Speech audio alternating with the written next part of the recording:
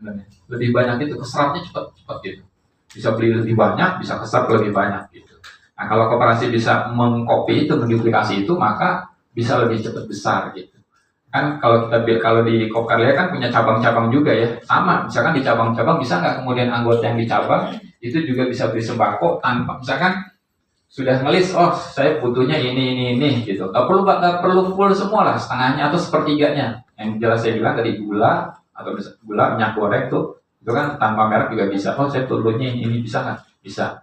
Kemudian di drop gitu kan, di drop di cabang-cabang. Jadi tidak perlu berlama-lama di gudang atau berlama-lama di cabang koperasinya. Bisa diambil langsung, bisa pulang kan gitu seperti itu. Nah kalau itu bisa dilakukan, saya yakin kemajuan Kopkarya jauh lebih cepat dan lebih pesat lah seperti itu. Amin.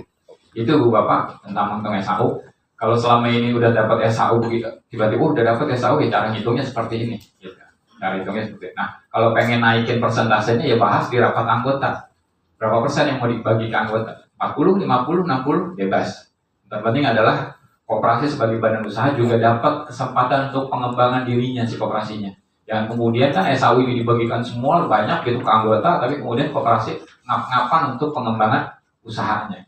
Nggak masalah sih kalau misalkan kemudian koperasi membuka ketika mau bikin usaha, tawarkan ke anggota, siapa nih yang mau modalin, mau bikin usaha baru ini? Oh saya gitu.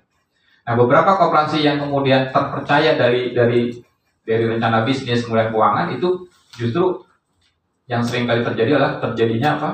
Dana-dana yang justru melebihi permintaannya gitu. Koperasi butuhnya 100 karena percaya dengan koperasinya, ada yang udah hampir 150 sampai 200 seperti itu.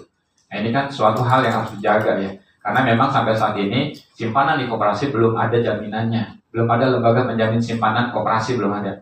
Baru ada di perbankan, LPS buat perbankan ya, yang maksimal 2 miliar per nasabah per bank kan gitu. Kalau di koperasi belum ada. Nah mudah-mudahan sih itikat baik di pemerintahan sekarang ini bisa ada gitu LPS, sehingga kemudian orang-orang yang menyuntikkan dana, menaruh dana di koperasi juga merasakan keamanan lah seperti itu.